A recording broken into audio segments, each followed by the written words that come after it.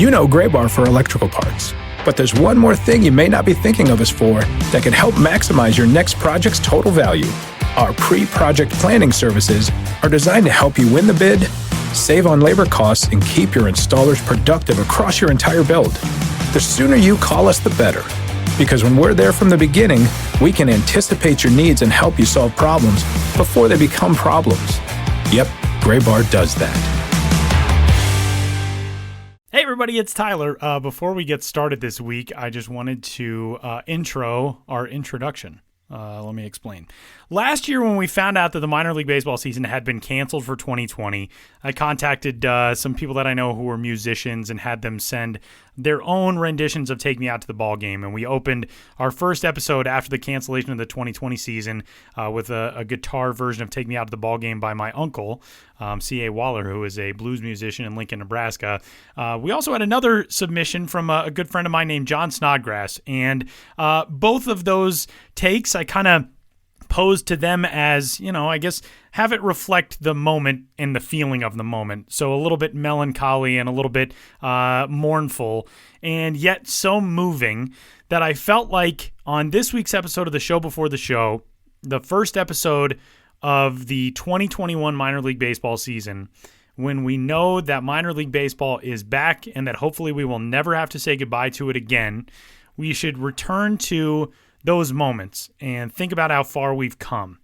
And I felt like the music for this week should reflect that as well. And so with that, John Snodgrass opens us up for this week's edition of the Show Before the Show.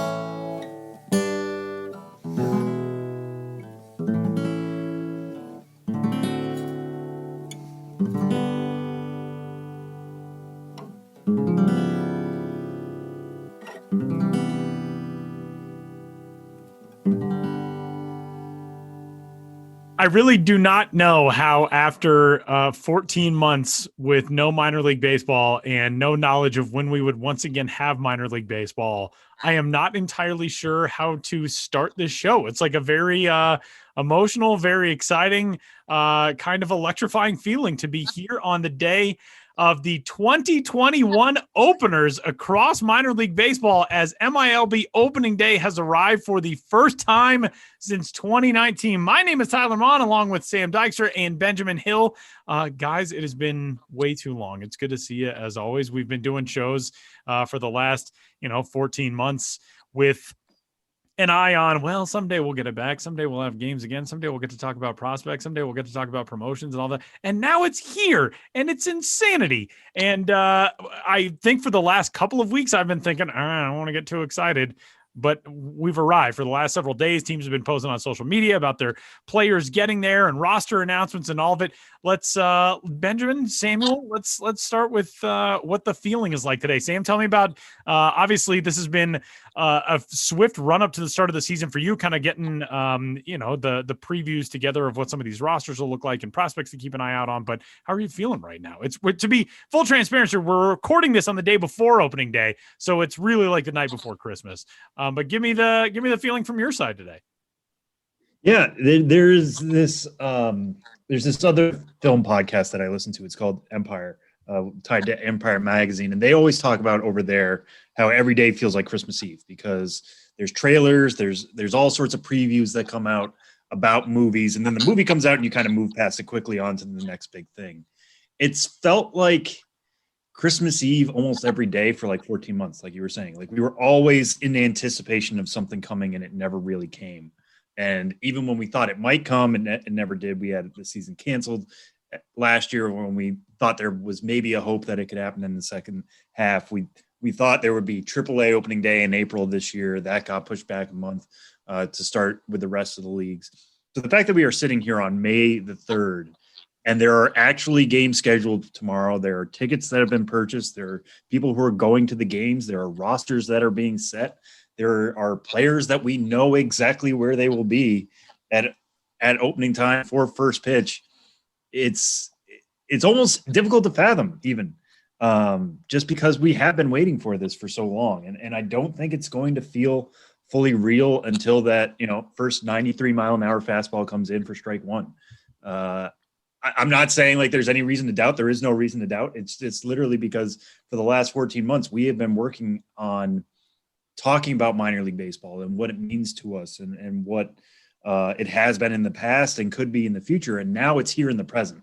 And I love that feeling so much. And I can't wait for that moment to finally come. And, future shows, we're going to be talking about what actually happened instead of what could happen. And that's going to be such a relieving transition.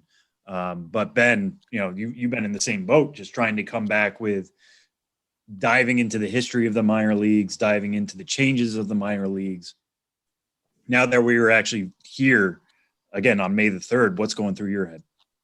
Yeah, I'm looking forward to writing about, I don't want to quite say actual things because everything I've been writing about is actual. It exists in the real world. But at the same time, responding to something that's happening now or writing about something that just happened is a very exciting thing. It's been so long and maybe my math is different than yours, but you guys kept saying 14 months.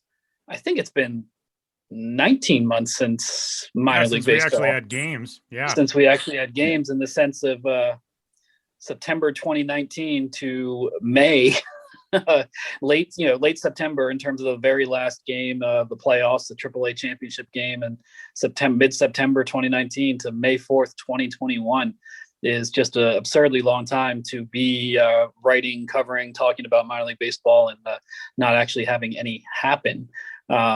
And now that it is happening, it's been so long that now the normal feels like there isn't this thing called minor league baseball.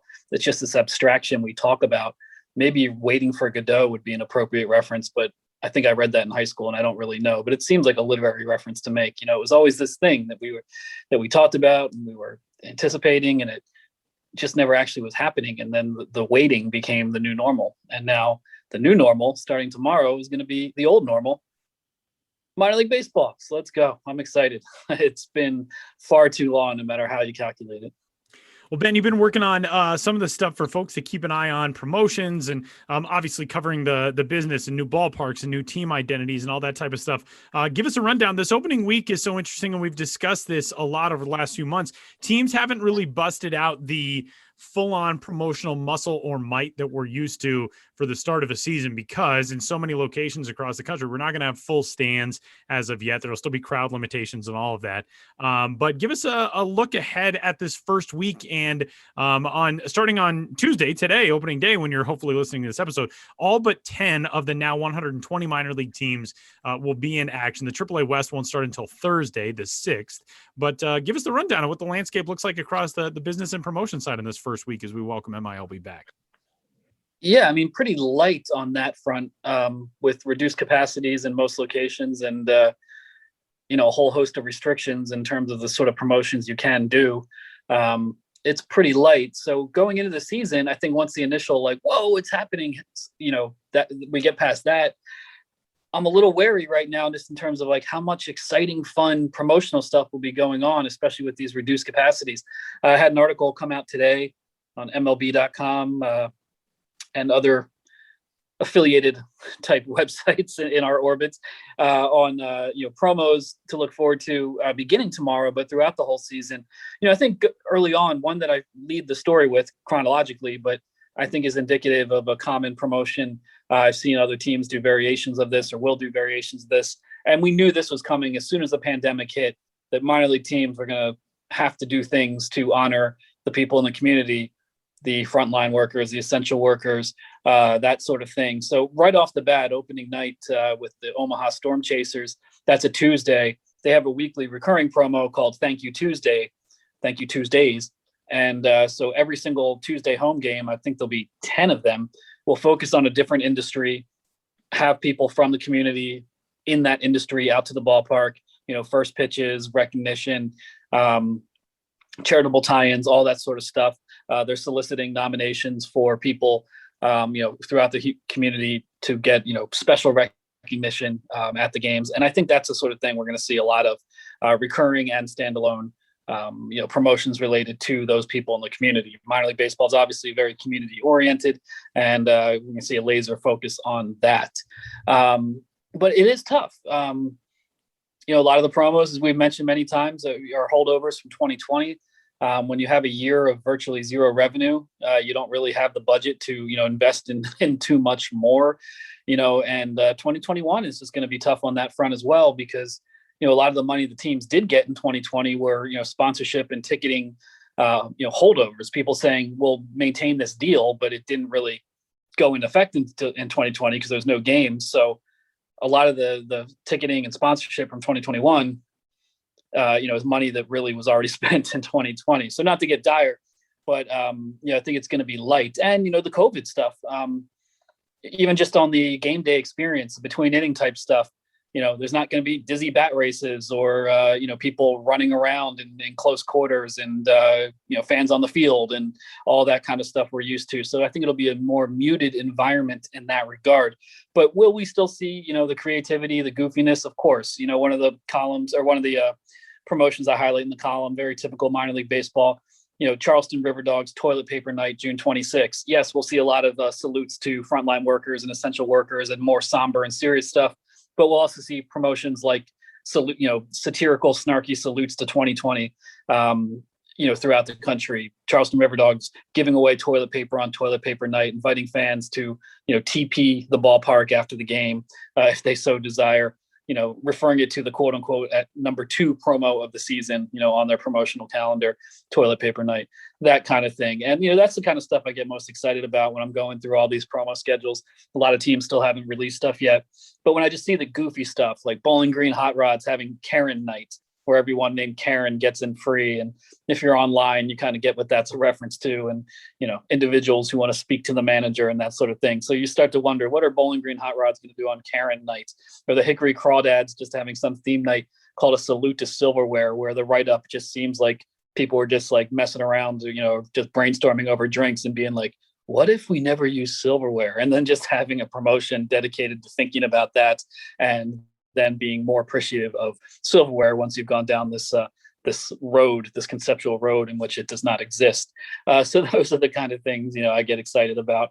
And I end the column with Pensacola Blue Wahoo's Festival of Crabzilla. That's a huge seafood sandwich that they debuted in 2019. Then they created a logo around it. And on August 11th, they're wearing Crabzilla uniforms, which they're saying will be among the ugliest in the history of baseball, hinting that there will be the googly crab eyes on the players' butts, proudly using terms like orange eyesore, to describe the uniform as a whole. And that's the kind of stuff too, obviously I'm looking forward to. The goofy stuff that I can't believe they're doing this kind of stuff, the conceptual theme nights that don't necessarily bring a lot of people to the ballpark specifically, but this show that fun spirit. And that's the kind of stuff I'll be celebrating and advocating for, because I think now more than ever, we need to see that creativity and have people flex those muscles, just because it's minor league baseball and it's been through a lot. Like everyone's been through a lot, and been through a very tumultuous time, with the loss of the season and the restructuring. And it's just time to get out there and get goofy and have some fun. I think Karen Night is the moment I realize, like, okay, minor league baseball is really back. Like once Karen Night is on the schedule, and it's just, here's a random thing that people have been talking about on the internet, and how can we highlight it and get our own way into a headline here and there? Like that's what feels most back to me. But Ben, you and I collaborated on a fan's guide to opening day, which goes almost hour by hour on what fans should be doing. If you're listening to this after Tuesday, it's a little later for you, but either something from that guide or just in general, like what is going to be that moment for you that's going to feel like, okay, we're really into this season. This is all 100% real at this moment. Well, something we talked a lot about last week with, kind of once again for the final time going over all the new teams, the new ballparks, the X, Y, and Z. And we've been living for so long with some of these identities without taking the field. Rocket City Trash Pandas first and foremost, because they announced that name when they still had a season to go in Mobile as the Bay Bears. So seeing those new team names, those logos, they've been real via their websites and Twitter accounts and tweeting photos of their ballpark, but to finally say the Rocket City Trash Pandas have played a game at their ballpark. Kannapolis tomorrow, the only new ballpark debuting tomorrow, May 4th. Kannapolis Cannonballers actually playing a game. The Wichita Wind Surge actually playing a game. I think for me, that's when it becomes real, when we see these various entities that are technically real and have been real for a long time, but they really only become real when they manifest themselves on the playing field, in flesh and blood, and real live humans wearing these uniforms and real live fans cheering them on. So to see these concepts essentially become true reality is, I think, what's going to be most special for me. It is pretty amazing that we have finally reached this milestone, and to you guys, my undying admiration and thanks and respect for being able to help keep this podcast fresh for the last year plus. You guys are the reason that people tune in, and it's been obviously at times, I think, challenging for us to think, okay, what are we going to do to, talk about the next steps or what's coming or the things that will keep this conversation fresh and engaging. And you guys are the best in the business. And Ben, can't wait to finally be able to say, oh, Benjamin Hill is on the road this week, and we're going to talk to him from X, Y, or Z. Do you have any ideas of what the first stop will be? Obviously, there are some options around where you guys are. I mean, you could just head to Coney Island and check out a Cyclones game sometime soon. That wouldn't really feel like a road trip, quote unquote, for you. But do you have any idea of, potentially what trips could be coming up for you? Not 100%. And that's on my mind. And people are asking a lot. And, that's been such a part of who I am professionally. My identity professionally is the guy who goes to the ballpark. So part of me already has anxiety that I don't have a schedule and I'm not telling people I'm going to be here, here, and here. But on a personal level, having a 10 weeks tomorrow, 10 weeks on Tuesday. Well, who knows what day it is. Having a 10-week-old at home, is changes some of my considerations for how long I want to be gone, at least, when he's a real little guy, baby Harry Hill.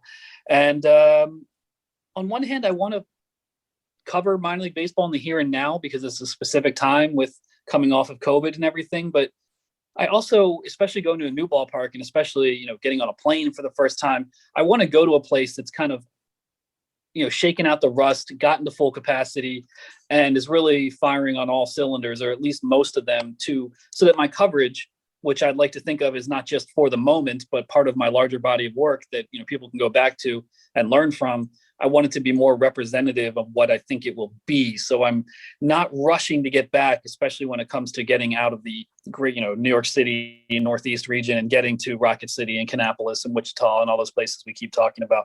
So that's a long answer of saying I don't really quite know. But yeah, I'm going to take the Q train to Coney Island. And I have a car now. Personal news, I have a car, a 2008 Subaru Outback. It's really dirty right now. It's a long story. I got it from my dad and my stepmom through a series of circumstances.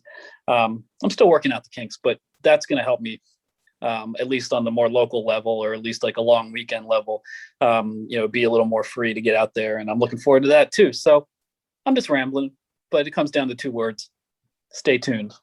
Stay tuned. Benjamin Hill, you can find on Twitter at Ben's Biz. You can find all of his stuff, MLBpipeline.com, MILB.com as well. And Ben, it feels so great to finally be in this place, man. And can't wait to start reading your in-season work again. It's been far too long for all of us. Oh, thank you. And just like you said, Tyler, thanks to yourself and to Sam. And we all got through it together. And we've gotten some great messages on Twitter and emails. And, people are appreciative of, kind of us keeping the conversation going. And then it goes right back to them and you and anyone listening, to have an audience that cared throughout this entire period meant a lot. And not just saying that because I don't just say anything. I say what I mean. I'm a man on my word. So thank you to you guys. And thank you to everybody who loves minor league baseball so much that they stuck with it through 14, 18, 19, 37, 164 months, however long it was. We're done. We're moving on. Finally, a big show this week as minor league baseball has returned for 2021. The show before the show continues next.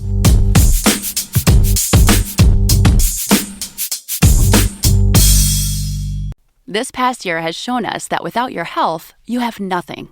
If you're not well, you can't work, look after yourself, or take care of your family. You can't enjoy the life you've worked so hard to build. That's why you need to prioritize taking care of your long-term health today, before it goes from good to bad to worse. So invest in your long-term health with Forward. Forward is intelligent medicine with a personal touch. Their doctors are dedicated to catching top killers like cancer and heart disease early before it's too late. And catching them early could save you tens of thousands of dollars in the long run. Everyone's health history is different, which is why Forward doctors personalize a health plan with you, based on your genetics, lifestyle, and biometrics to achieve long-term results and ensure nothing gets missed. It's time to invest in a doctor that's invested in you.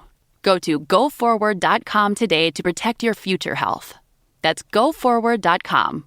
Goforward.com.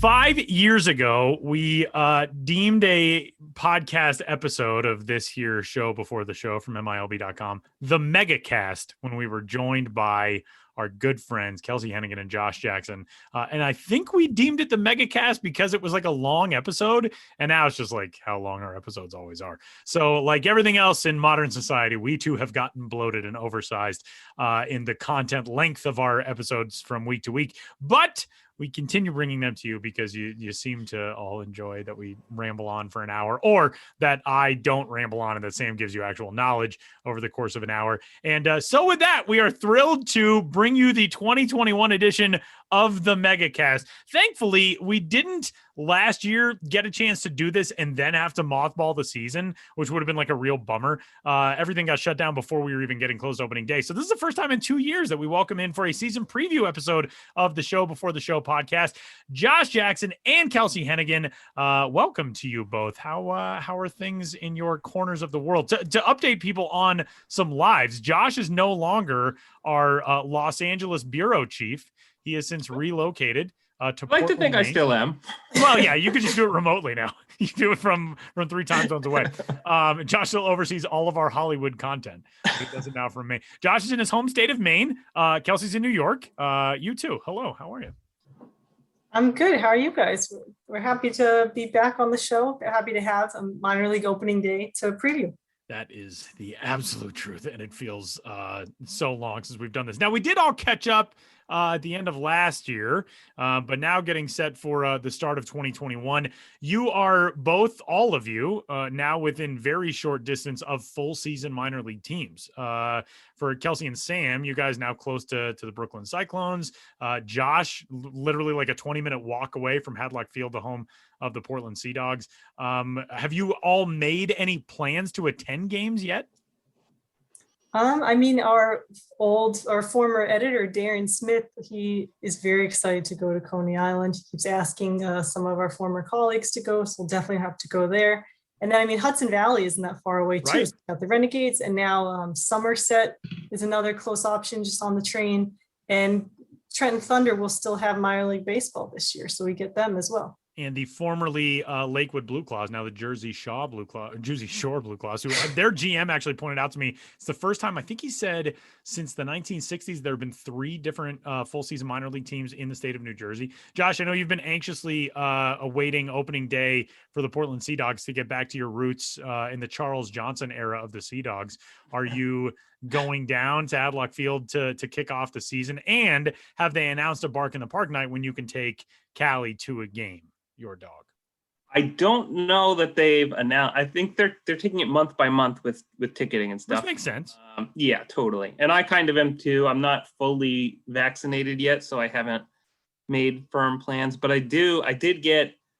So I had planned this move sometime before I was able to execute it, and I had also purchased tickets for the 2020 Bark in the Park event. Right. I did get a refund for that. Oh, so that's good. if it does happen, I'll be going down there for that. But probably I'll get down there before that too. It is You like earmark those funds. Right. Yeah. Yeah. For the next one. They're It's a sitting in an 20-minute envelope. walk. Dog earmarks those funds. Yeah. Big Kelsey's floppy making earmark. Sam jokes. Why I was on mute to hold myself back, really. Well, let's get into this season's preview edition with all four of us. Are we the four longest tenured of our baseball content? Obviously, Benjamin Hill, more on the business side, of course, but I think we bold four, the fearsome foursome that we are. We've all been hanging around, Kelsie and I, since the 2014 season. And you guys, yeah, we've done this now. Crazy that we've done it on the podcast now for 5 years.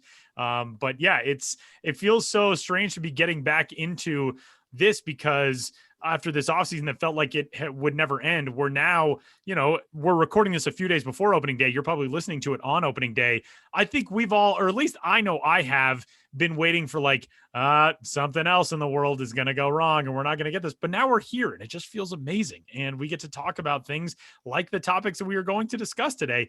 And here they are. We're going to go through the Casey Golden Memorial category for the most home runs in the minor leagues in 2021, the most strikeouts in the minor leagues, which farm system we'll be talking about most, the prospect most likely to go viral in 2021, the exact date on which Wander Franco, the top prospect in baseball, gets called up. We're going to give you our ballpark dates for that. Well, not ballpark. We're going to give you literally the date he'll be at the ballpark. So I guess that kind of counts. And then the top overall prospect on opening day of 2022. Those will be our predictions and our discussions, and we are going to go in the following order. Josh, then Kelsie, then Sam, then me. I get to go at the end, so I can just pick off something smart that somebody else said. So let's start this thing, fittingly enough, with the most home runs in minor league baseball. Our prediction for 2021. Josh Jackson has had a horse that he has ridden in this category for the last several years. Josh, take it away. Oh, I can't believe I'm going to disappoint you so hard. Gosh, no. I'm sorry to Casey Golden and Casey Golden's mother. But I have picked Spencer Torkelson this year. I just think, the guy has some serious hit tools. And he doesn't have the easiest, most homer-friendly system to go through, but he's skipping the April weather in the High A Central League, getting right in there in May. And I think, he struggled quite a bit against big league pitching in spring training. I think that, if anything, is going to get him into better position to mash. It probably gave him something to work on, some points of focus for whatever he's been doing since then and until now. So I think he's going to come out and be just ready to just crush some baseballs. And it's I don't think anybody doubts his power, right? And I think that the team starting him at high A rather than giving him a pretty big challenge at double A right out of the gate, and plus the unlikelihood that the Tigers will be super competitive. I think it's pretty certain that he's going to spend the whole year in the minors and have the opportunity there to hit a lot of home runs. So Torkelson, it is for my pick for this category, with huge regrets and apologies to Casey Golden. Kelsie, your pick, most home runs in the minors in 2021. That is a good one by Josh. I did think about him, but I decided to go a little bit out of the box. I went with Jeremiah Jackson, the Angels' number 5 prospect. He showed tremendous power back in 2019. He hit 23 homers in 65 rookie advanced games with Orem, and he was one of the youngest players in the league at 19. Obviously, that was a couple of years ago, but I think he just continues to get stronger. He has the best power in the Angels system, that's for sure. Farm system, of course. He might end up in Tri-City, but could even see Inland Empire, which would be obviously good for his power. His power grades at a 55, but I just think that he's shown that he can do more than that. And I think that he's just been itching to hit real home runs over the past year or so. And plus a lot of the Bauman, I don't know if it's still called the Joe Bauman Award, but the guy who wins the home runs, it's not often a top prospect. We've had AJ Reed twice. We've had Kevin Crone. Yes, we've also had Gallo and Bryant, but I think that, it oftentimes is not someone who's highly ranked that is the obvious choice. So that's why I'm going with Jeremiah Jackson. Samuel. I think the points both of you made were very strong ones in that. The name I actually had written down was the same as Josh, so I'm going to ride Torkelson as well. what Kelsey's saying is 100% true. Like Torkelson has the best power among top 100 prospects right now. Does that mean he's going to win? Absolutely not. That's not just what I'm basing this off. And he does have a little bit of a tougher road starting out at West Michigan and going through the Midwest League, which is traditionally more of a pitcher's league than some of these other teams. And given what we saw, what the AAA ball did to power numbers 2 years ago, it feels weird to pick outside of AAA. I'll agree with that as well. But here's the reason why I take Torkelson, because you look back at his numbers at Arizona State and they were insane. Barry Bonds had the Arizona State freshman home run record prior to Spencer Torkelson. Barry Bonds hit 11 homers as a freshman. Spencer Torkelson hit 25. He doubled Barry Bonds' record and then some. If not for the pandemic shortened year, he probably would have set the all-time record in Arizona State home runs. And that would have been as a junior, not even as a senior. He hit 54, which was too shy of Bob Horner's record. He had a career slugging percentage of .729 in NCAA. The power is very real. That's with a metal bat. I get that. But Kelsie, you mentioned, top prospects who have won the Bauman Award in the past. And Chris Bryant was that guy who did it in his first and only full minor league season.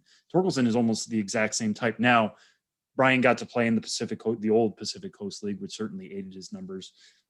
Torkelson's not going to get that opportunity, but I could see him climbing quickly, dipping his toe in at West Michigan, being up in Erie by June, potentially finishing out the year at Toledo and playing with that AAA ball, and then all of a sudden finishing with 35, 40 homers. I think that's within reach for him given his ceiling. If you're taking Spencer Torkelson or the field, obviously take the field. There's going to be pop-up prospects, your Casey Goldens, who compete every year and come through, who aren't names on our radars coming into the year. But in terms of somebody who I'm just going to zero in on, I think Torkelson, that power is finally going to get to play when he's getting to play 100+ games and making the same adjustments he was making in college. Tyler, you get to round it out now. I was going to pick Torkelson too, but since I'm going last, I'm going to try to have an alternate for all of these. And the guy that I'm going to select is Red Sox first base prospect Tristan Casas, who hit 20 home runs in his first stop in full season ball back in 2019. And a guy who the power obviously is very good in grades, I believe is a 60 on the MLB 20 to 80 scouting scale, but he's just such a mature hitter. And he played the vast majority of his games at Class A Greenville in 2019. Salem, he only saw a couple of games at Salem, but in 2 games at Salem, he did hit a homer. So Tristan Casas is a guy who I think as he continues to grow into his body, I mean, he's already listed at 6'4", 252. You get better, you kind of figure out your mechanics, you figure out pitching, all of that. He's going to be a fun bat to watch. He's also evidently, according to a report I saw, going to play for the United States in the Olympic qualifying event in Florida in June, which theoretically would mean if the U.S. qualifies for that, he would possibly be on the Olympic roster as well for Tokyo coming up later this summer too. So maybe something like that would hinder his ability to chase a mark in the minor leagues in 2021. But I love the power for Tristan Casas. I really feel like he has the ability to be in that conversation. The pitching version of this, most strikeouts in the minor leagues in 2021. Josh, take it away. Most strikeouts, I've got Spencer Torkelson. That I'm just kidding, but it's crazy how it works. He's just he's so dynamic. No, I think Max Meyer is just too filthy with his fastball slider combination to go with anybody else. Like if you watch, I think you can find Pitching Ninja tweets of his slider. You can find stuff on YouTube of him in college. Watch that slider and then know that he pairs it with a 70-grade fastball, and know that he's going to be facing competition that I think at least in the beginning of the year he'll be probably a little bit ahead of. Depending on where he ends up, but anyway, I think he's just got the stuff to be like a strikeout machine. And he's another guy who I just don't really see the Marlins necessarily like finding a need to bring him to rush him along. I think he'll get the time to be in the minors and pile up a ridiculous amount of strikeouts. I like it. Kelsie? That is a good one. I am going with Grayson Rodriguez, the Orioles, their number 2 prospect. Back in 2019, he had 129 Ks in only 94 innings, which is insane. But like, what has he done lately? Well, his fastball, which was already a 65 grade, now touches 99. So he's gotten even better there. He already has a plus slider and effective curveball. And now he's added spin to his changeup to really play off that fastball well. So the only thing that would be a hindrance of him leading strikeouts, I would guess, is if the Orioles do call him up. If he starts the year in Double-A and then they see him in September, earlier, maybe August. But I still think that Grayson Rodriguez will be in contention and probably the leader. Another good one. Sam. Josh and I apparently are deep on the 2020 draft in this, because I'm not going to take Max Meyer. Max Meyer was somebody I considered definitely because of that fastball slider mix, but I'm actually going to go with Asa Lacy. I got to get an alternate. Apparently, so was Tyler. That was my second pick. That was my second pick. Yeah. Asa Lacy, 4th overall pick last year. The reason I like him over a Meyer maybe this year is just because I think the depth of the arsenal is a little bit better. He's got 4 pitches, all of which grade out at above average to plus. The fastball, slider, and changeup are all plus pitches. Decent control. The curveball is a little behind those other pitches, but this is somebody who in college playing in the SEC struck out 224 batters in 152 innings. In his last year as a junior, he struck out 46 in 24 innings. That was cut short. My biggest question with him is going to be, what is his innings limit? Because that junior year was capped because of the pandemic, and then how much was he able to make up later in the year with Kansas City? What does that mean for what he's able to do this summer as it goes along? That could kind of hurt his case. But in terms of having multiple pitches to work with, they're going to start him out at high A. A lot of those high A batters are not going to have seen this many options from one pitcher before. I like that he's left-handed. I like that he's durable at 6'4".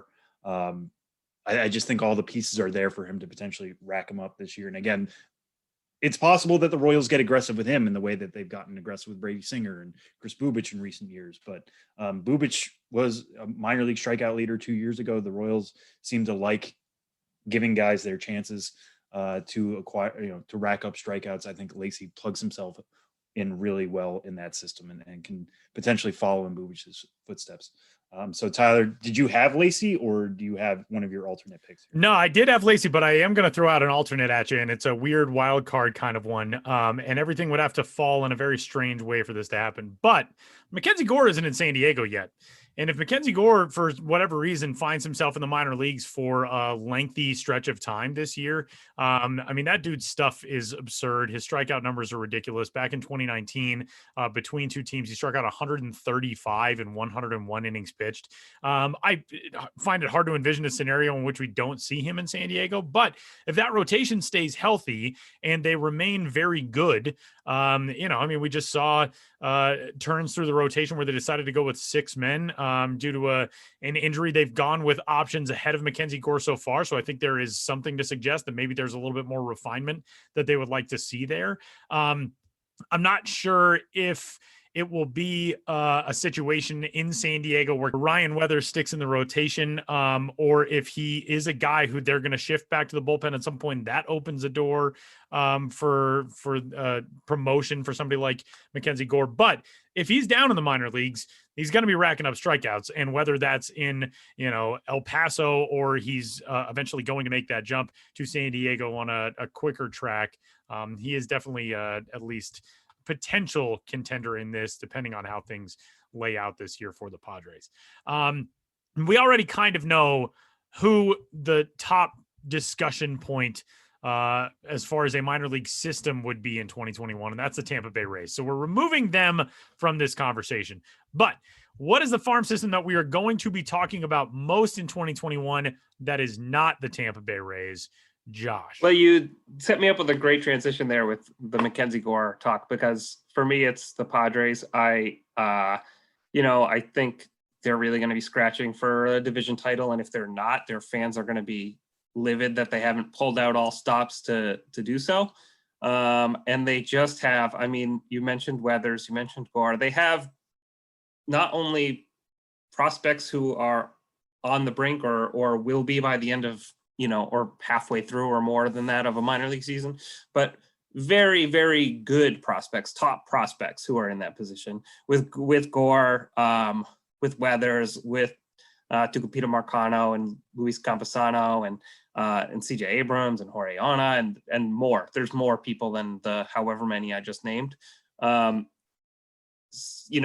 just think that it's a team that people are going to be talking about at the big league level, and they have stock there to help them overcome whatever little roster obstacles bump up, or just guys start, really producing in the minors and like cannot be denied a major league chance. That can happen with that system too. So they're my pick. San Diego Padres for Josh. Kelsie, who you got? The Padres are a good one. I feel like we're always talking about the Mariners, Padres, or the Rays. So I'm going with the Mariners. We already talk about Kelenic and Julio Rodriguez all the time. Trammell is currently in the majors, and hopefully he's up there for good, but we could end up seeing him again as the roster shakes out.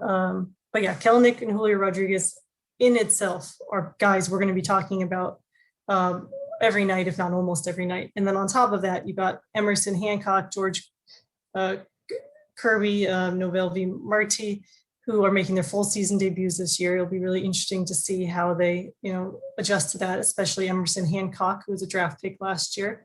And then, of course, you got Logan Gilbert, who's one of the best pitchers in the minors when we last left the minors. And I think he's just going to continue. I mean, he could be up in the majors at some point, but before then, I think he'll continue to be one of the better ones in the minors. I thought about other organizations, like we're going to be talking about Torkelson, as you guys already did, and Riley Green a lot with the Tigers, but just the amount of depth and the top 100 depth the Mariners have, I just don't know how we're not going to be talking about them all the time. Sam, I feel like you're going to grab mine for some reason. Oh, interesting.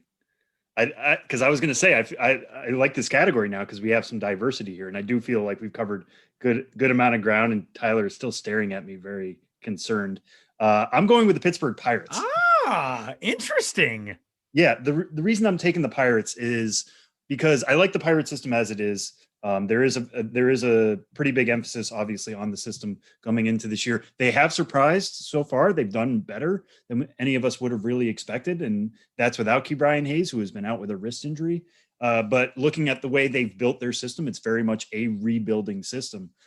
With the layers of talent here, they got Nick Gonzalez was their first round pick last year. Quinn Priester really came along last season as well. He's now a top 100 name. O'Neal Cruz is a very, very tall shortstop, but one who can mash. And no matter if they move him to right field or to third base or wherever, he can hit enough to make an impact at the next level. But it's the next group of guys that I'm actually most excited to see this year. Liover Peguero, I think, is a borderline top 100 name for sure. Hudson Head, who they got from the Padres in the Joe Musgrove trade. One of the prospects I'm looking forward to seeing most because it seems like he was tracking up for sure. He was a third-round pick in 2019. It seems like he was on the cusp there. Denaj Thomas and Brennan Malone would be one of the best pitching prospects in almost any other system, if not for Quinn Priester. Both of those guys, I think, as they get more experience, could have top 100 potential as well. And then, of course, the big thing hanging over this, and I know you guys will love this, is that the Pirates have the number 1 overall pick. So they are going to be adding a Jack Leiter, a Kumar Rocker, a Jordan Lawler. One of those guys they're going to be adding to this system. And after that, it's going to kick that system really into overdrive and give it a superstar that they're going to lose at some point in Hayes. So the draft is going to be a big opportunity for them to add even more talent. But I think given those next group of names that could really take off at the lower levels this year, we could be talking about this Pirates system having as many top 100 prospects, maybe as the Rays did coming into 2021. I don't want to explicitly predict that, but the potential is there. And I think we're week in and week out, we could be talking about this mix of guys for sure. So Tyler, who is the team that you actually thought I was going to say? Thought you were going to go with the Tigers. And the Tigers are my pick. And, 5 guys in the top 100 coming into 2021. One of the reasons why I think the Tigers are most intriguing is similarly to what you said with the Pirates, that high draft spot for them. I think the Tigers are going to end. I know the first and most recent MLB Pipeline mock draft had the Tigers getting Kumar Rocker out of Vanderbilt at number 3. If you add Kumar Rocker to a group that already includes Casey Mize and Tarek Skubal and Matt Manning, and the amount of pitching talent that's in that system. You've got Riley Green, you've got Spencer Torkelson. That is, Detroit fans have been starved for that team to be back to where it was, for the middle portions of the first 20 plus years of this century. They've been needing that for a while, and I think the Tigers are finally on the verge of getting everybody to the major league level. What's going to be huge is not only if you can get those guys there, but if you can build things behind them that are sustainable. So if you have a circumstance where Mize graduates and Skubal's in the rotation now and Manning gets there when Torkelson's on the way and Riley Green's on the way and Kumar Rocker could be just a couple years behind him, then you open longer windows of contention. It's not just, okay, this wave all arrived at once, got to get a few good years out of them, and then we'll shift to another rebuild. I feel like the Tigers have really put together something that potentially is very long lasting there, which is a great thing for fans in Motown to try to build, especially something in that division when everybody else seems to be kind of coming back to the pack, with the exception maybe the Royals, who have really pieced together an interesting farm system as well. The prospect most likely to go viral in 2021, whether an obscene performance, an insane start to the season, a crazy highlight. Josh, give us your take. So I stuck in the Padres system with CJ Abrams because he's a player who, I can see like a game where he steals like 4 bases and hits a home run and makes an incredible defensive play. And I already mentioned like that fan interest level of Padres for the Padres fans. If there's a situation where there's like not a spot for him in the big leagues, and he's just like, he's got the tools both offensively and defensively to be like a wow factor kind of player. For gifts, you can make some gifts out of some CJ Abrams plays if you want to, or GIFs even if you prefer. And I think, if he's doing all that stuff and there's no spot for him on the big league roster and fans are like super engaged, and it's just going to make them like go crazy over whatever these GIFs and GIFs that we can get of him are going to be. Not only GIFs and GIFs, but maybe even videos as well. These are all the things that we learn on the internet are so important in 2021. Kelsie, your thoughts? It's hard to follow up that, but I decided to go with someone who's already gone viral, just to stick with what we know, and that's Hunter Green. He throws like 1,000,000 miles an hour, kind of 100, but he went viral last year because he threw a ball through a moving car. Like what? Like, a few years ago, he had a lot of hype going into the draft, coming out of Notre Dame high school. And then it just he's been hit with injuries and surgeries, and now he's back. And I know people are very anxiously excited to watch him finally throw 100 in a real game. And I just think that as soon as those clips come in, people are going to be sharing them left and right. I normally go with defense on this category. I love a diving catch in the outfield or a home run robbery. But with the growth of Pitching Ninja and other outlets like that, it just feels like pitching is getting its due on the internet and in social media. So, yeah, it's not necessarily the most exciting, but I think his pitching does enough of the excitement. So I'm picking Hunter Green. I like that, Sam. What was I believe there was a Pipeline story the other day that said he's already hitting 104. Like, seems if he's doing that and we can get reaction shots of like the stadium and somebody zooming in on the radar gun, that's going to spread far and wide for sure. That's correct. It's in the Reds minor league spring training report. Exactly. There you go. Check that out on MLB Pipeline. I'm sticking with another infielder who, kind of like what Kelsie was saying, has already gone viral in his own way this spring, in Bobby Witt Jr. I don't know how long Bobby Witt Jr. is going to be around in the minors, and that's crazy to say about a 20-year-old who 2 years ago was in high school. But the Royals seem to be more than willing to get aggressive with him. He was a standout last year at the alternate site. We heard that, and everybody said he held his own against advanced competitions. Like, okay, great. Then this spring, he really did it. He did it in front of cameras. He did it in front of folks. He went viral for a 484-foot home run, which is insane. And if he's going to do that in games now against, non-major league competition, I think there's the potential for him to hit several 450-foot blasts. That's going to be huge. The defensive tools, kind of what you were saying with CJ Abrams, are certainly there. The Royals have said they're going to try to keep him on the left side of the infield, so either at shortstop or third base. There's potential for him to make strong throws across the diamond, go viral in that way. But I just think the power is incredible from him. I think there's a lot of hype on him coming into the year, and it is justified. So anything he does starting out at AA Northwest Arkansas is going to be under that microscope already.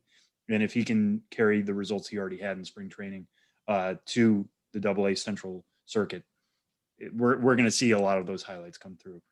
So Witt is my pick, but any of these three are definite candidates. Tyler, do you got a different one?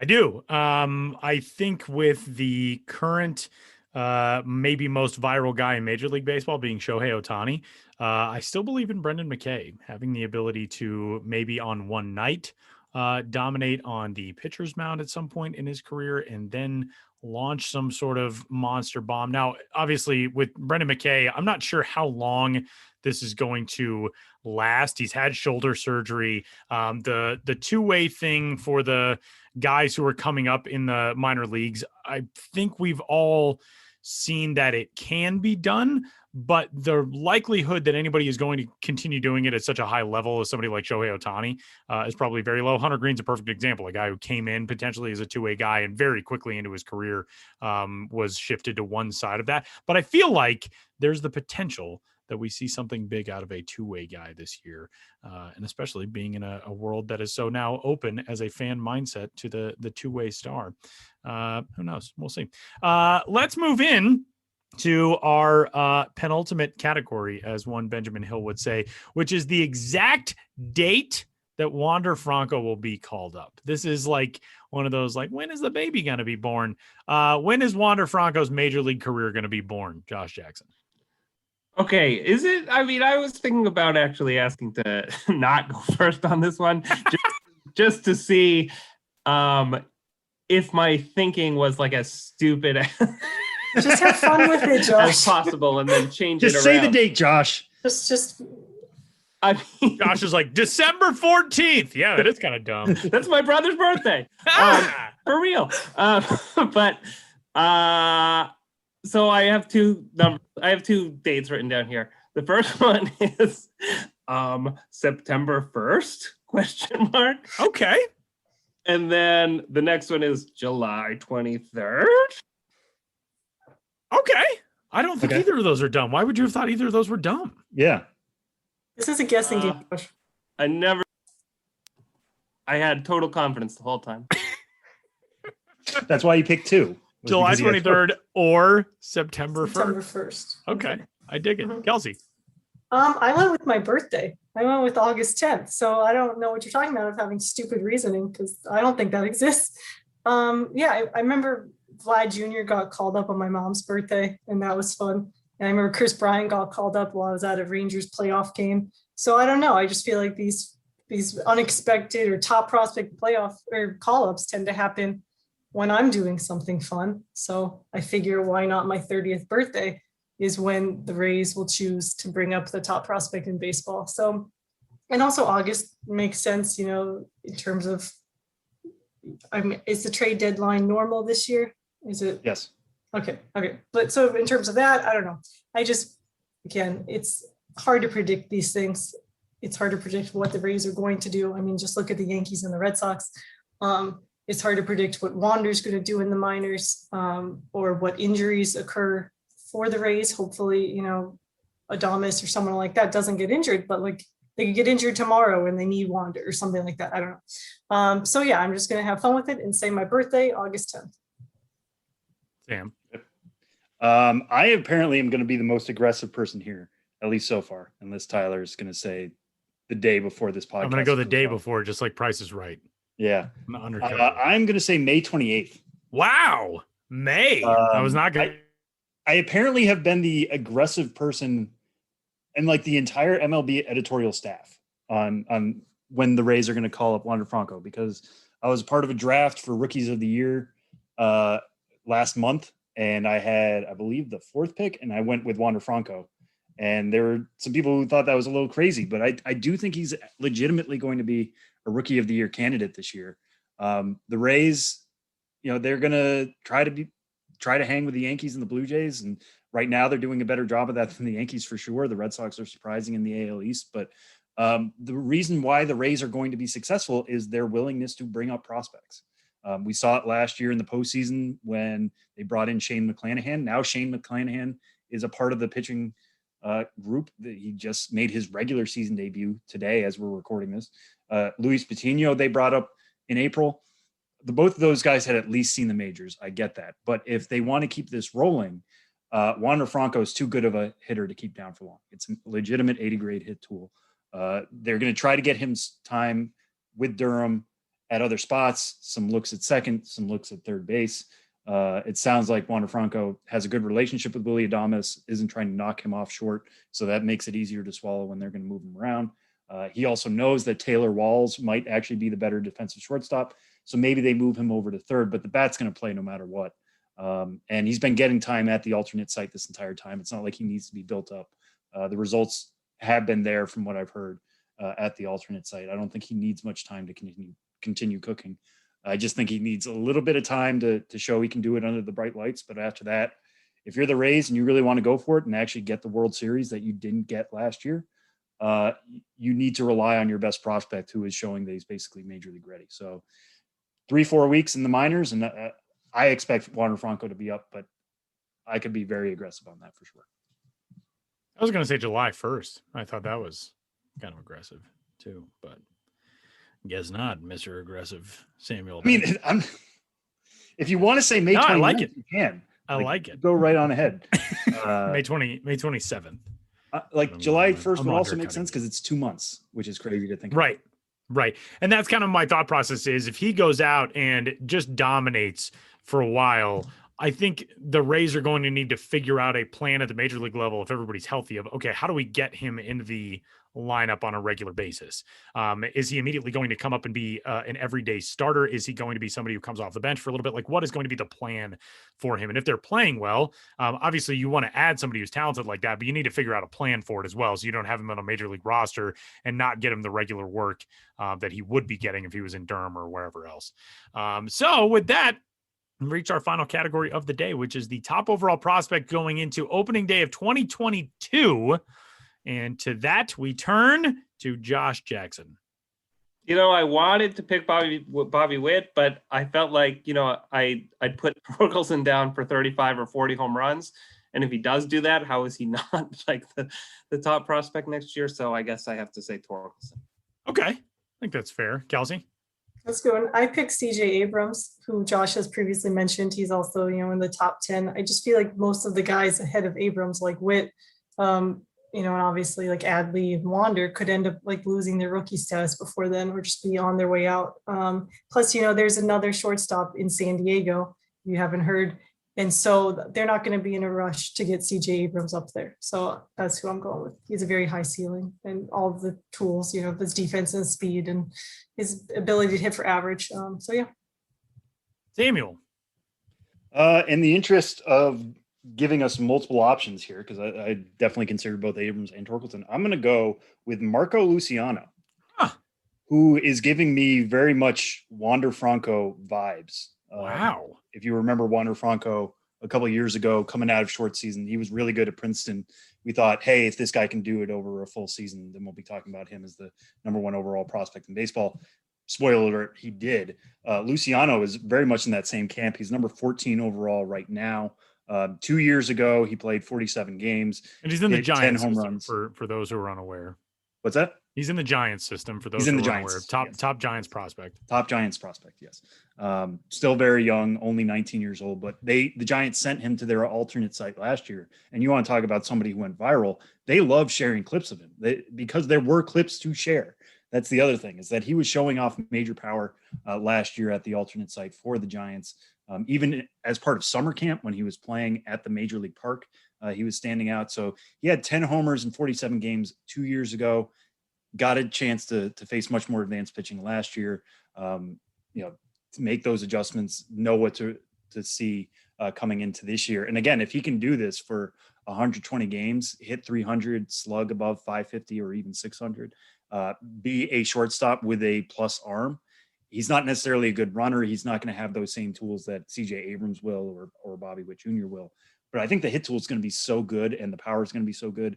And plus the fact that he's going to play the middle of the infield, unlike a Spencer Torkelson, I could see Luciano jumping that line. But any of the candidates we have so far are certainly good ones.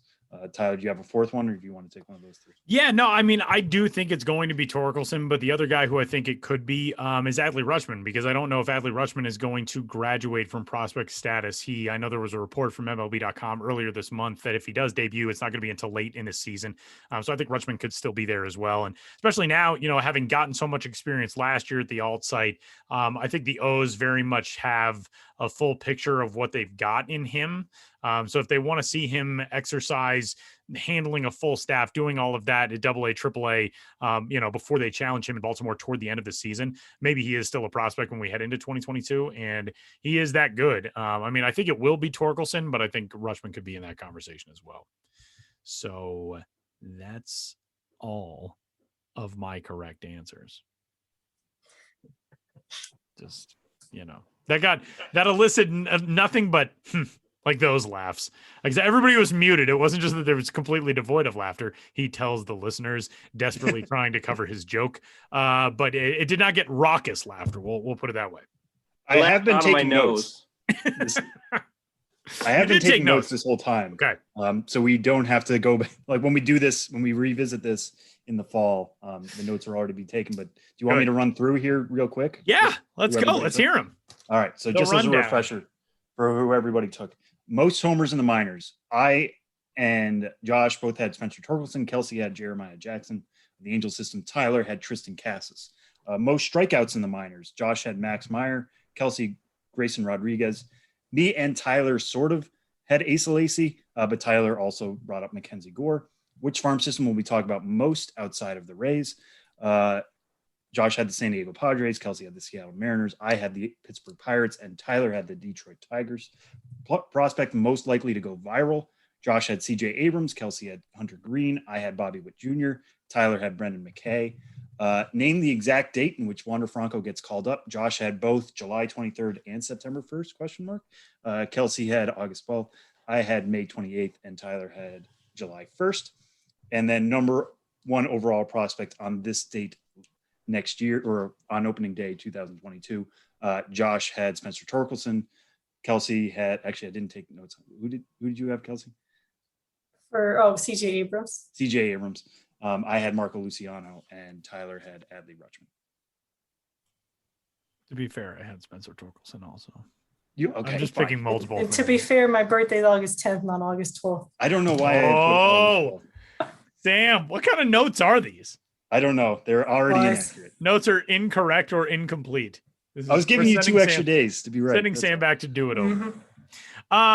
So that'll do it for our season preview segment on this week's episode of the Show Before the Show. It feels just so great to be able to talk about, there's a minor league season that is on the docket, and we're finally going to get to do this again, and it's so great to do it with you guys again, as always. Josh and Kelsie for swinging by at a time in which, at least here, I know the sun is shining and it feels like baseball season, but it's just so awesome to be in a circumstance where we are getting to do this again. So thanks, guys.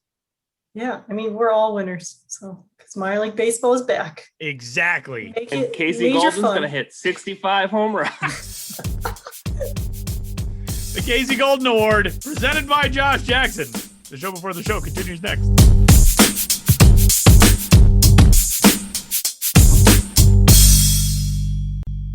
Our opening week edition of the Show Before the Show podcast, the official podcast of minor league baseball, and it feels so good to be speaking with actual real live members of the minor league baseball community as of late.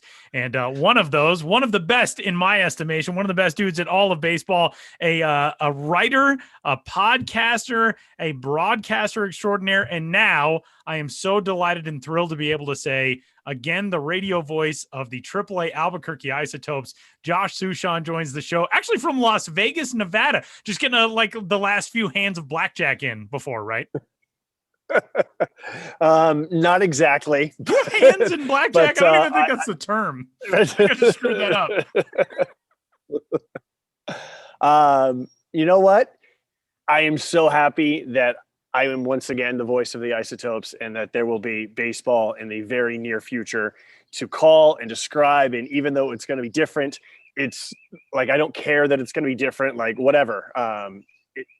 We missed it for so many reasons, and it's just super exciting for the players who missed out on a year of development, for the communities who missed out on their team, for the broadcasters and grounds crew and everybody who does all of this work in order to make it happen. I'm just so excited that we all get to do it again, even if it's not the normal way, like whatever, who cares? It's different, and that's fine. And we've kind of gotten to that stage with a lot of things in life, and it just feels so good to have some semblance of normalcy back in certain things, and especially in the sports world. And one of the reasons why I wanted to talk to you, Sam and I were texting back and forth about like, well, who should we bring on this week? Who would be an interesting guest to have on with opening day coming up? And there are, innumerable people across the minor leagues. I texted Sam and said, what about Josh in Albuquerque? Because your situation has been so unique since the pandemic hit. Obviously, all of us who work in live sports or in any sort of event where people have to gather in numbers, we were all kind of in the same boat last March and April with all the uncertainty, not knowing if there was going to be a season, not knowing when there was going to be a season. And then when the season was canceled, not really knowing what happened next. You were in a state in New Mexico, where the state government took the coronavirus very seriously, locked down, canceled athletic events, canceled basically any gatherings of people over a very small amount. And that included not only obviously the Topes games and what crowds would have been had we had a season last year, but also University of New Mexico athletics. And you do a lot of stuff with the Lobos at this time in 2020, headed in toward, the fall and basketball season. And the football team was essentially on the road for the entire season for UNM. You're in this spot where, well, let's go back to the beginning. When you first were starting to get wind that, we're not going to have a season this year, take me through kind of March, April, May, and what was going on in your world. It's I look back now, I'll never forget that it was Friday the 13th, which is when the sports world completely shut down, right? It was 2 nights before that is when Rudy Gobert tested positive. Yeah. And I remember like earlier that day, I remember talking to one of my coworkers, and I just said to him, there's no way that we're going to start on time. And I go, but don't worry, bro, this is what's going to happen. They're just going to do games at spring training facility for like 2 weeks with no fans. And then we'll start like in late April. I go, don't worry, that's what's going to happen. Right. Isn't it amazing when you think back to that? It's like, 2 weeks and we'll be back in business. Yeah. Like, that was what everybody thought. Yeah. And then Rudy Gobert tests positive. And I remember coming in the next day that I was like, all right, so we probably won't start in late April, but like middle of May for sure. Like there's no doubt about it, like middle of May. And then like 2 weeks after that, I was just like, all right, well, of course by Memorial Day. And then like 2 weeks after that, I was like, all right, 4th of July, absolutely, positively, we'll still have a season. About 2 weeks after that, I realized, no, like the majors might be able to start, but there's just no way that the minors are going to be able to play. And I think that once the official announcement came, I had realized that this was going to happen for a while, as a lot of us did in this industry. And so I think that softened the blow, but I was still a lot more devastated than I thought that I would be when that became official. And then I get furloughed, as hundreds, if not thousands of others throughout minor league baseball get furloughed, and then trying to figure out, okay, what's next? When am I going to get brought back? What is that going to look like? Is there going to be a 2021?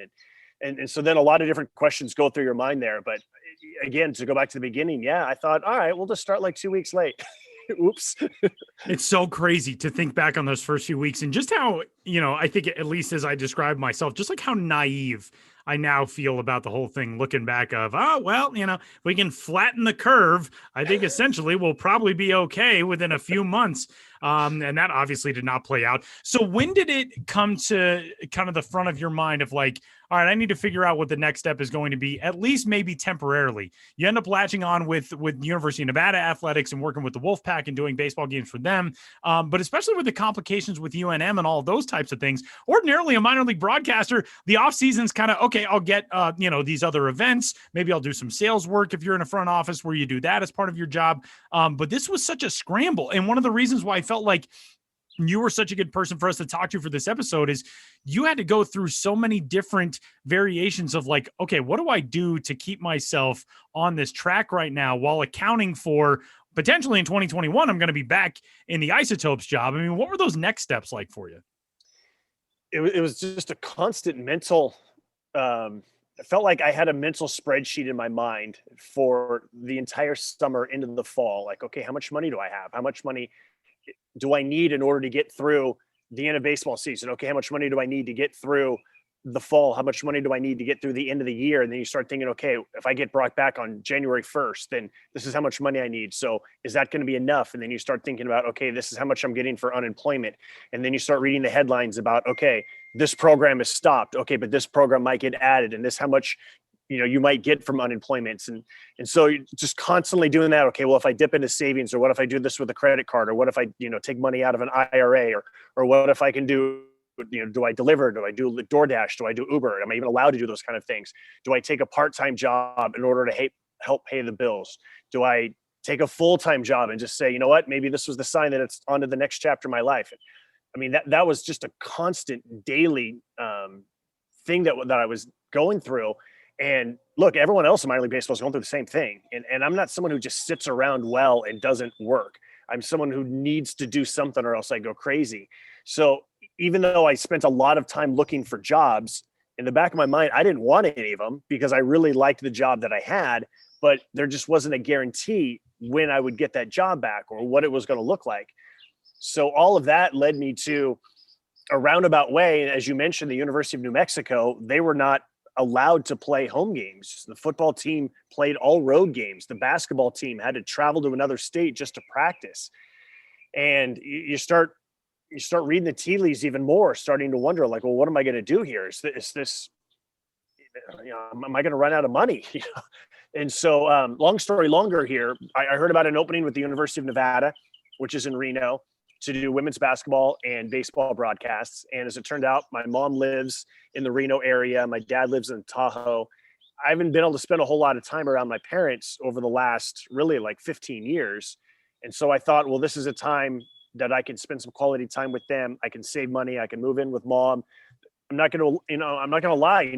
There's an ego blow when you're my age. Let's not say exactly how old I am, but there's an ego blow when like I have to move back in with my parents. Really, at this age, like everything that I've done, and I have to do this. But I remember Johnny Dosco, the announcer for the Sacramento River Cats. He told me this. I'll never forget this, Tyler. He said, "Anytime you start to feel sorry for yourself that you're moving back with your mom, you need to punch yourself in the face." Right? And I was just like, what? And he said, do you realize how many people wish they could move back in with their mom? Do you know how many people's moms are no longer with us, or how many people's moms would not allow that or don't have room for it? He goes, what do you mean? What are you talking about? Feel sorry for yourself because you're moving back in with your mom. He's like, stop that attitude. Punch yourself in the face if you think that. You get to spend time with your mom again. The one thing that you can count on is family. So that was the best piece of advice that I've probably heard the entire pandemic. And so, yeah, I moved back in with my mom, and we made dinner and we watched Netflix shows together. And sometimes I cooked and sometimes she cooked. And then she had to undergo an emergency appendectomy, and I was there to help take care of her and cook and clean and be there for her. And so that was not something that we wanted, but I was glad that I was there, and I got to work. I got to call some games for the Wolfpack, for women's basketball, and then for baseball.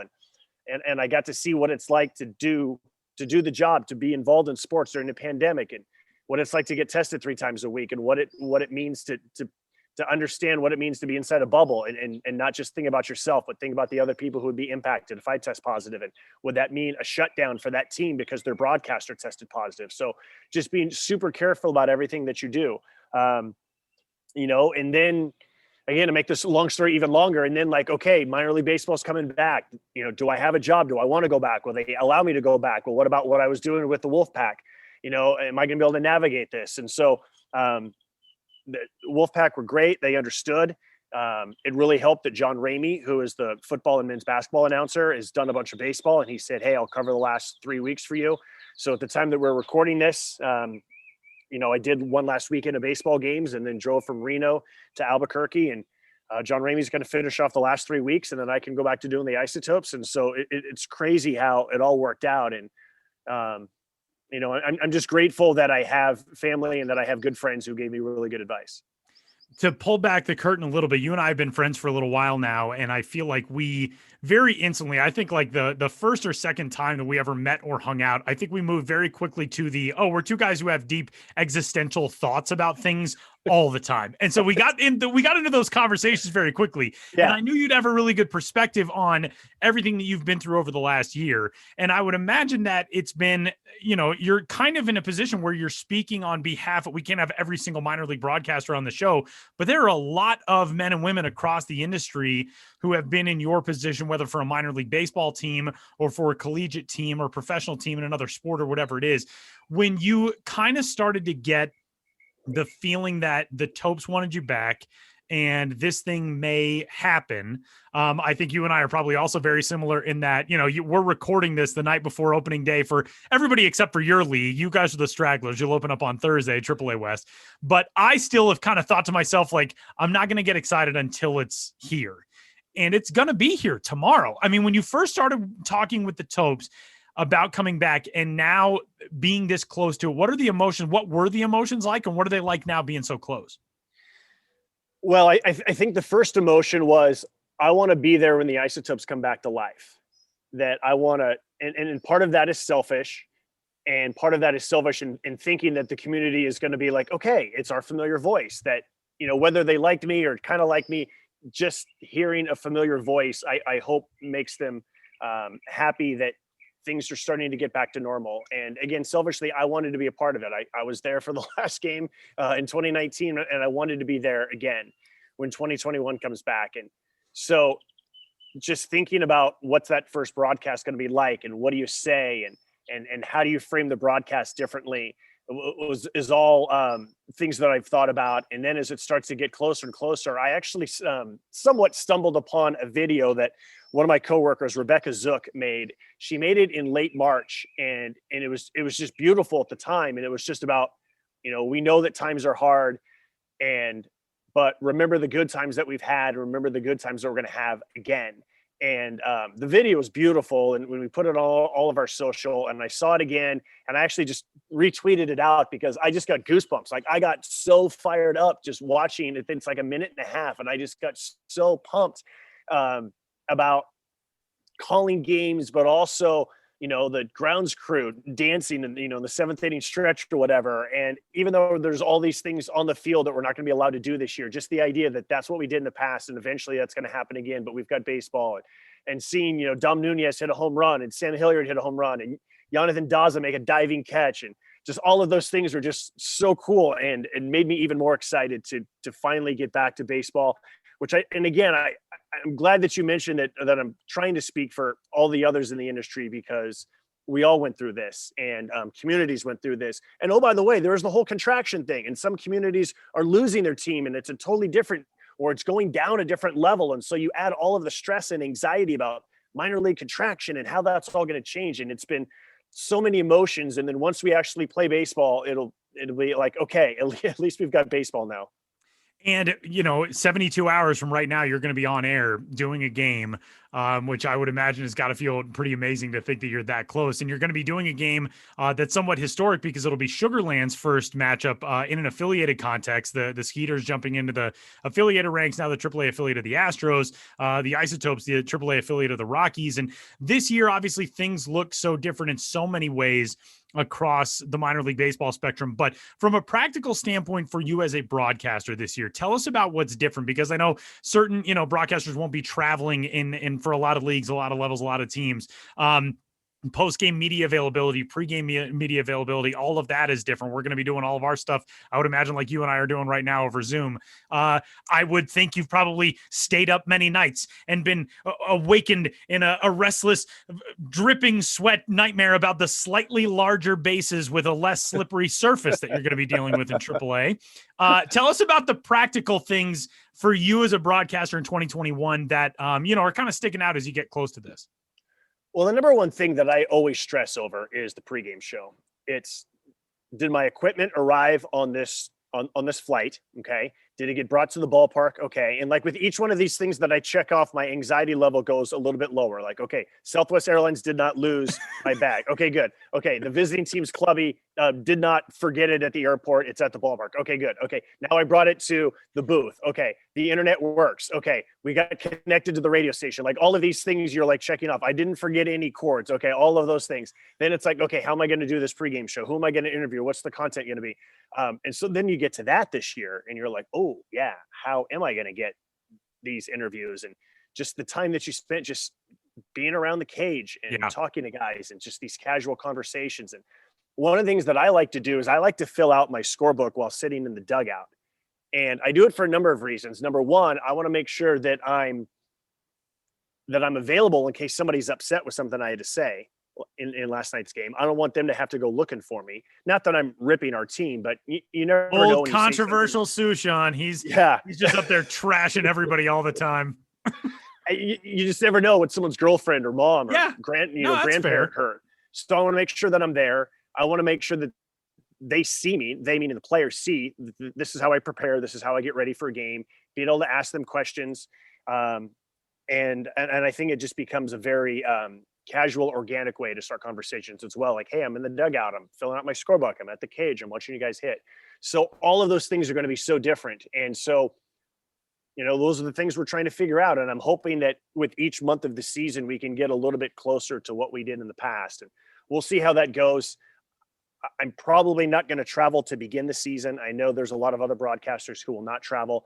Then you start to think, okay, wait, how good was Salt Lake at following the flight of the ball? Or, how good is Sugar Land going to be at showing where the ball is and whether someone is stealing second base? The major league announcers have lots of cameras and lots of monitors so that they can do remote broadcasts. We're not going to have that luxury. I'm going to have one feed. So some of those road broadcasts are going to be really hard. And you start to worry about, I want to sound good. I want to be professional.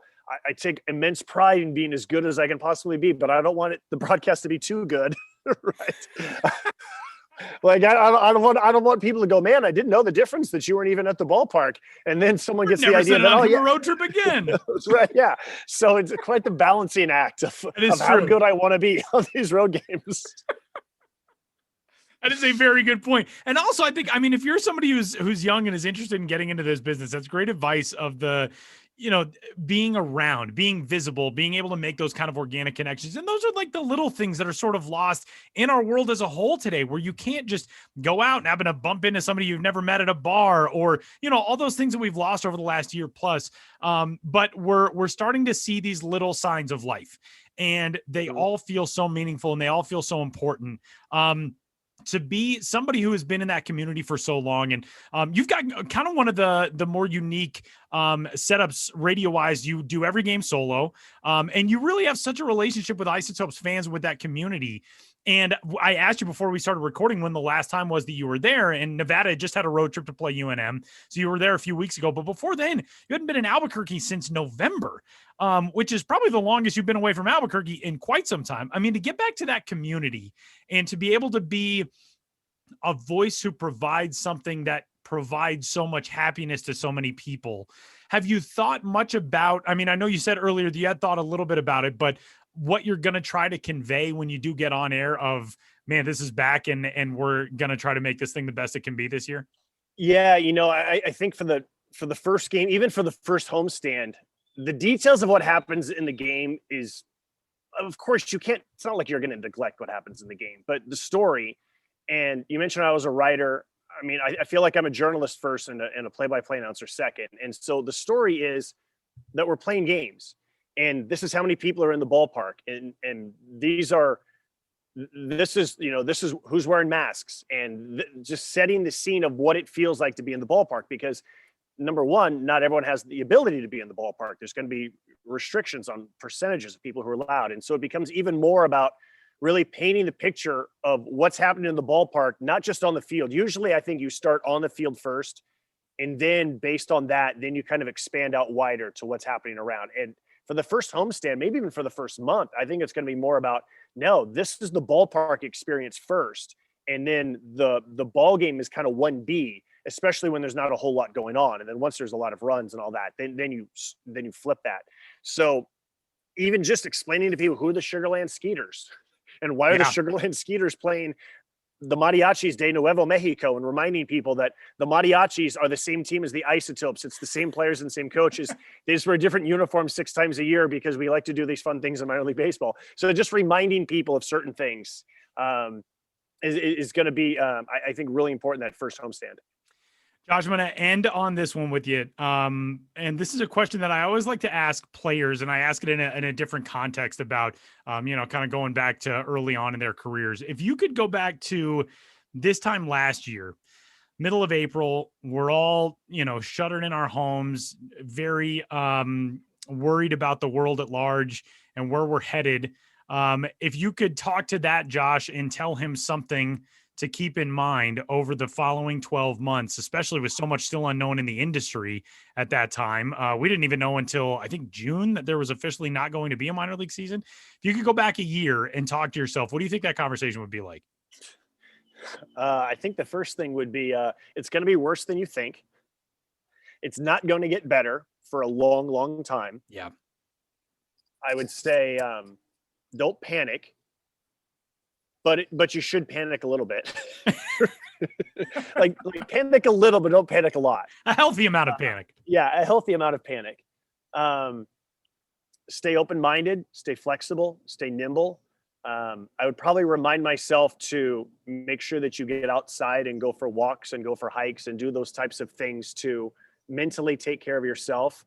I would also say make sure you check in on your coworkers and your friends, to check in on them just as much as you're checking on yourself.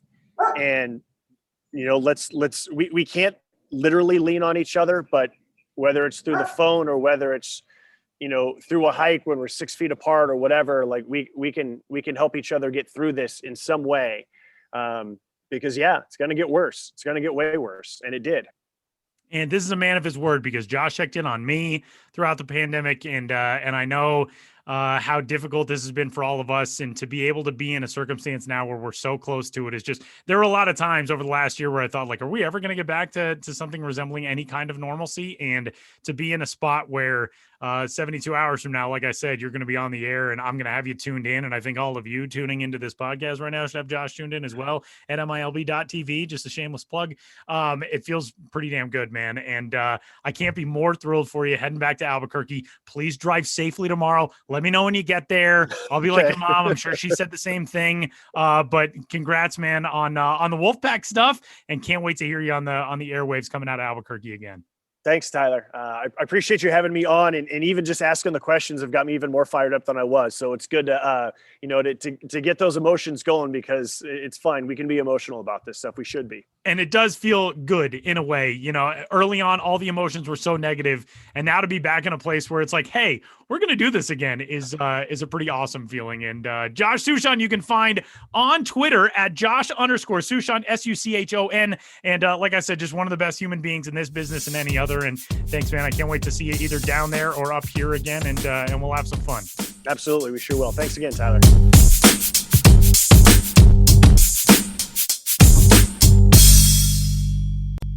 For the final time in the offseason that never ends, we get set to say goodbye for this week's episode of the show before the show, because minor league baseball is back, and we have so many thank yous to hand out this week. Of course, to Benjamin Hill and our very own Josh Jackson and Kelsie Heneghan. Josh Suchon, the radio voice of the Albuquerque Isotopes, who you can find all season long at MiLB TV and on the Topes radio broadcast as well. And for all of you who have tuned in for the last, especially year plus. I mean, like Ben noted in the open of the show today, it's been 19 months since we've had minor league baseball, but the last 13, 14 months when we were really so unsure as to whether or how or when we would get minor league baseball back and what it would look like when we did. There have been a lot of really tough days in there for all of us who've worked in this industry. And so many of you have helped uplift us and keep us going in a professional context in so many ways. And we would quite literally not be able to do this show without you. And especially for the first, however many months of the pandemic, when our listenership went up month after month throughout the entirety of what would have been the season. And, then getting into the offseason and continuing to see those numbers grow over where they had been, even just a year prior, coming off of a normal minor league season. I think if we have all learned anything in 2020 and in 2021, it is to take nothing for granted.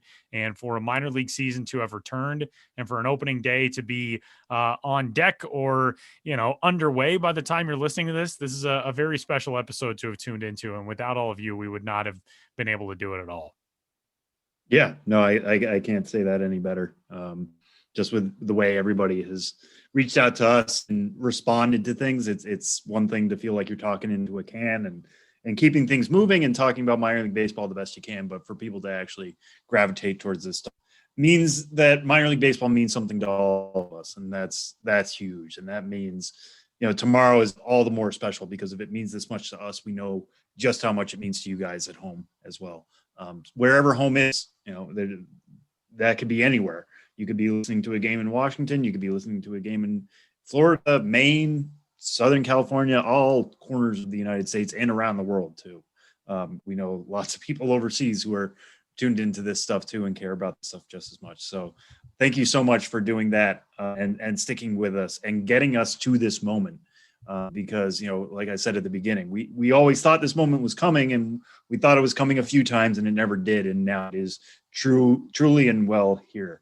But Tyler, this is going to end on kind of a normal, regular note because normally we end the show, and I say normally, in 2019, we used to end the show with MiLB TV Game of the Week. Yeah. We get to do that now. That is true. Now, we didn't really prepare for this. We've been preparing for this for 19 months, obviously, but we don't really have picks. So I'm just going to blanketly say, pick any game. Yeah. Pick any game on MiLB TV. Yeah.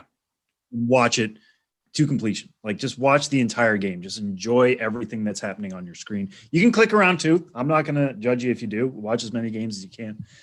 But just choose a game that's important to you. Maybe it's your hometown team. Maybe it's your favorite major league team's affiliate.